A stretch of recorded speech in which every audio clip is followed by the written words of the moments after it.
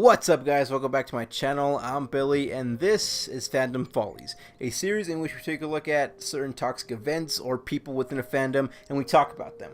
However, it's not always going to be toxic events and people. It could just be rather random events that I found a little bit odd, or just, just pointless, or just people that I find just cause they could be considered problematic, or people that I just think that aren't doing their job properly. So yeah.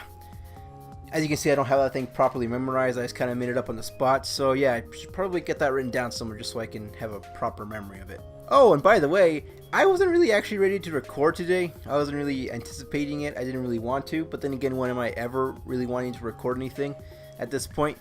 So yeah, this could be, this may come off a little bit more, it may come off just a tad unprepared and cluttered, but it's just how it works. So I'm going to try my best to try to keep it as well organized and well structured as possible. So who are we talking about today? Well, today we're going to be talking about the whole effing show. Or to be more specific, Kevin Scampoli. But before we can get into all that, I'm just going to spend a little bit of time talking about the fandom they're a part of. Just to give you guys a little bit of context as to what we're talking about today. And it's also kind of like customary for me to just talk about any new fandom that I introduce here, just to give you guys a little bit of context, just so you guys know what we're dealing with. And yeah, I'm just gonna make this quick. Initially I was actually supposed to go more in depth about what I was talking about.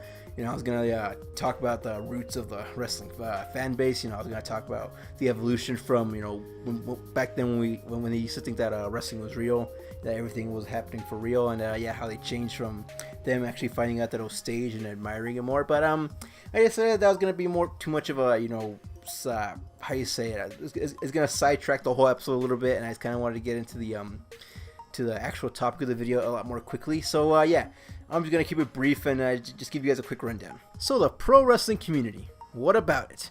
Well, being a current fan right now of pro wrestling, I could tell you that it's a very strange animal. You can either know too much and be too knowledgeable, or you could be too in the dark and too clueless as to what's going on. And when I say that you're going to get shit on for knowing too much, I'm not saying that you're actually going to get shit on for knowing too much, but you're going to be shit on for being a smark. And usually a smark is very uptight about what he thinks is wrestling. If you just watch WWE and you don't watch any of these other companies like ICW, Ring of Honor, New Japan, then you're not a true wrestling fan because you're only just watching what Vince McMahon wants you to watch. And yeah, that could be considered rather toxic within the community, because it just shows that you're probably not too embracing of what WWE has to give you, and you'd rather just stick it to him by watching a different company. Even though in the end it's probably not even going to matter, because you're still going to have the WWE network and you're still going to watch Raw every Monday. And when I say this, you're probably going to get shit on for not knowing a lot, then you're probably going to get shit on for not knowing a lot, because at this point it's kind of common knowledge that everyone knows that the product isn't as legit as it looks like. They're not actually competing, that they're just following a script. It's pretty much a performance up on stage. You just gotta sit there and watch it. So at this point, if you don't know a lot about the company, then yeah, you're probably gonna get shit on. And if you're also just accepting whatever the company gives you and not really questioning it, just saying that if they want me to like this, I'll like it. So yeah, it can go both ways. Just find a good mixture between the both of them, and yeah, you'll be good. Anyways, let's get on to the main topic of the video. So what is the whole effing show?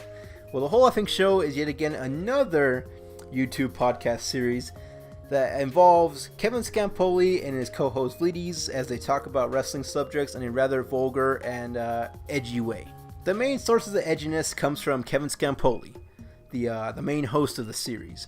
When everyone's talking about the first Women's Rumble, he's talking about how Nia Jax is gonna break the ring because she's fat. I am a fat chick. The Rock molested me. I ate away the pain, and now I'm disgusting. And when everyone's when Raw brings a bunch of kids from the Special Olympics to come and just watch the show, he's gonna call them retarded. And I better not see any of these retards again unless Little Caesars upgrades their fucking seat. Connor, you didn't tell me that we were celebrating retards. So yeah, he's kind of like a troll in a way. He does this shit intentionally, but he's not a very good troll. His methods of getting people pissed off are very similar to that one kid back in elementary school or middle school, give or take, that used to call you gay because your shirt had just a little bit of pink in it. He'll take pot shots at certain wrestlers even without really mentioning them. For instance, he once used a picture of Sami Zayn, who was Muslim, to describe a caller that called into the show who they described as a radical Islamist. Apart from that, the channel is full of mainly dude bro activities such as them wanting to see more upskirts. Oh, I want more upskirts out of my divas. And them celebrating whenever a celebrity nude is being leaked. And they also talk about how they want to see more bra and panties matches. They're better at bra and panty matches. They're better at evening gown matches. They're fucking shitty wrestlers because they're women. I hate to break it to you, but the bumps aren't as hard. They're not as intense. And there aren't as many nip slips anymore. So what the fuck is the point? And yeah, just overall them wanting to see more boobies. And for whatever odd reason, he occasionally brings up the time he broke his wife's collarbone in a domestic violence incident. For whatever reason. I'm a criminal. Look it up. Domestic violence with substantial bodily harm. This isn't some bit. I broke a girl's collarbone. What am I going to do to this girl's collarbone, motherfucker? When you fucking hit this shit 10 years ago, domestic violence, that shit was legit.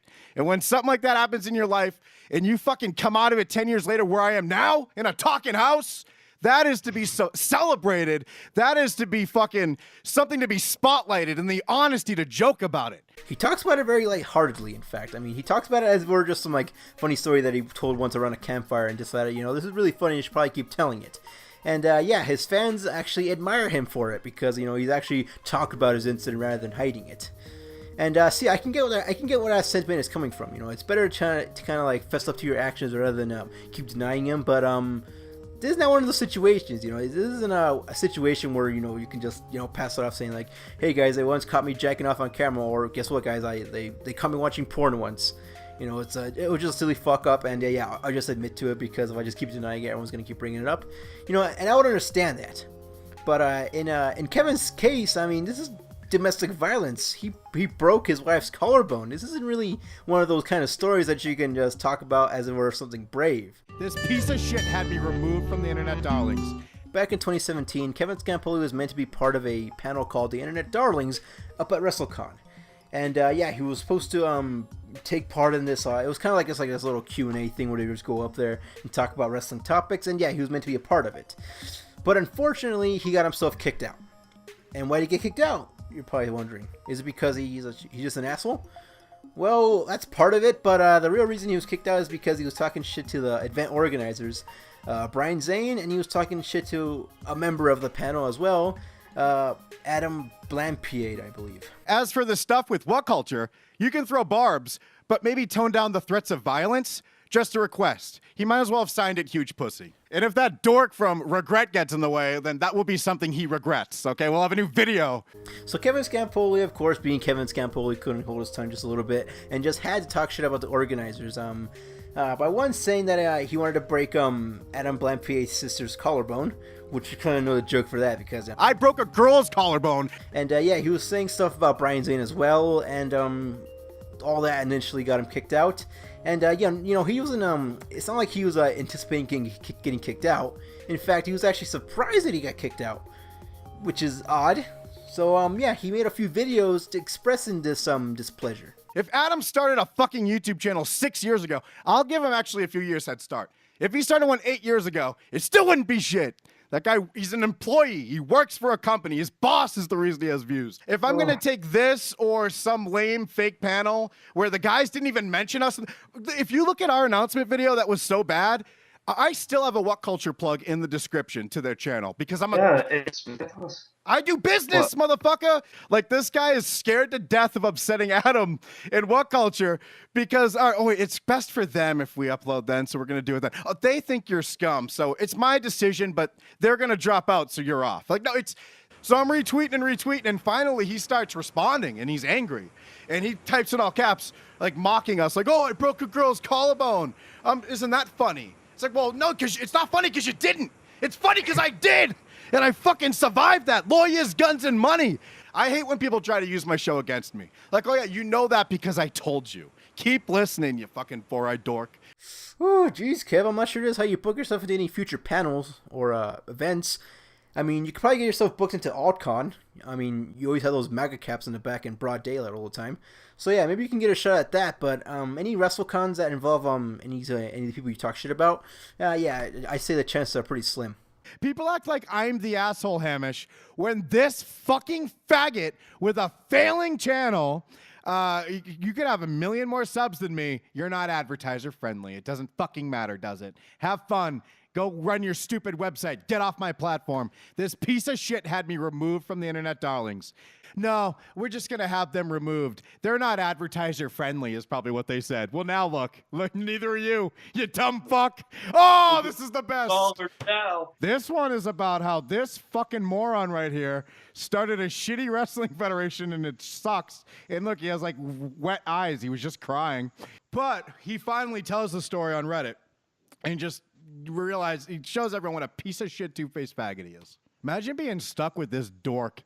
This is your man. This is like your protector. Fucking Brian Zane with a spray bottle. He's afraid of the cockroaches. He's not going to protect you from humans. This family is fucked when I home invade their house. You'd think that after a few videos, that Kevin was done, he was done venting. But no, just like all good tantrums, it wasn't over just yet. And after the internet darlings had done their thing, he decided to make yet another video where he called them faggots a few times. Kevin, I saw the internet darlings picture. I saw them doing the thumbs up or whatever the hell they're doing, and I've never seen a room full of ugly, stupid nerds that I've seen in that room. The fat guy on the end's acting like he's John Cena proposing. How about you act like you're John Cena and do a fucking crunch? Do a fucking sit-up, you piece of... Hey, you can still eat 4,000 calories a day if you're a bodybuilder, you piece of shit, Grim. If I was sitting next to Adam Blampied and he was wearing those fucking sandals and those shorts and that fucking dumb shirt, I wouldn't have JD'd it up and just acted like I was scared of him. I would have started ripping shit off him. I think he had a bracelet on. I would have ripped that off. Did you see Brian Zane on YouTube in some comment complaining to one of his commenters going, oh, he made fun of my wife. He made fun of me being retarded. He did this. He did that. It was like a laundry list of cool shit. When I read it, I was like, I'm the man. Brian and I's favorite story are that time I wouldn't listen to him because he's a big dork. Fuck him. So it's safe to say that Kevin Scampoli didn't really take it like a champ. In fact, he took it like a brick to the collarbone. And I kind of think that the event organizer is probably to blame in this situation because, I mean, you're trying to book someone that's not family friendly in an event that you're intending to be family friendly. I mean, look at Kevin Scampoli. I mean, he's like the opposite of what family friendly looks like. I do like Paige's tit in the mirror, but I'd rather her not know her, like, oh, it's an upskirt, I didn't realize. Her vagina's out. I like it to be in the picture's little secret. All of his stuff is vulgar and pretty much it's very counterculture to what they were talking about. And I kind of think he was just being a little bit naive with the selection he chose there. He maybe watched like maybe 2 of their top 10 videos, like talking about top 10 entrances, top 10 wrestling belts, top 10 finishing moves. He probably watched a few of those videos and thought, these guys are making an excellent selection to the panel, without doing proper research and watching just a bit more videos. And he was just overall naive, and he could have avoided a situation by not actually involving them. There's probably a lot more insane Kevin Scampoli moments, but I believe that this situation was probably the one where that he was at his most toxic, where he just unleashed a whole bunch of vitriol because he got kicked out of a panel. And it's the only thing I can pull out of this one, and I just believe that was probably his lowest point. Other than that, I don't really think he's much of an issue. He doesn't really prove much of a influence on the wrestling community as a whole. So it's just pretty much his toxic moment. So all in all, Kevin is just a wild card in this wild, wacky wrestling YouTuber world. He likes to push the boundaries, likes to be counterculture. However, he likes to push the boundaries in a very easily predictable way. You can already see what's going to happen on the next the whole effing show just by watching an episode of Raw. If he sees Nia Jax on screen doing something silly, of course he's going to bring up her weight. You already know he's going to call the special needs kids retarded, and he's going to make fun of breast cancer because of the breast cancer survivors. You kind of already see where he's going to go whenever something pops up on a wrestling event. He also doesn't like it whenever him acting like an asshole actually backfires and actually gives him repercussions. He doesn't take it very well. He takes it like a fist to the collarbone. So that was the second episode of Fandom Follies. I hope you guys enjoyed watching it because I sure as shit enjoyed making it. And I'm not saying that because I got pleasure out of making this one. I didn't feel like some sort of like self-gratification for talking about these guys in a negative way.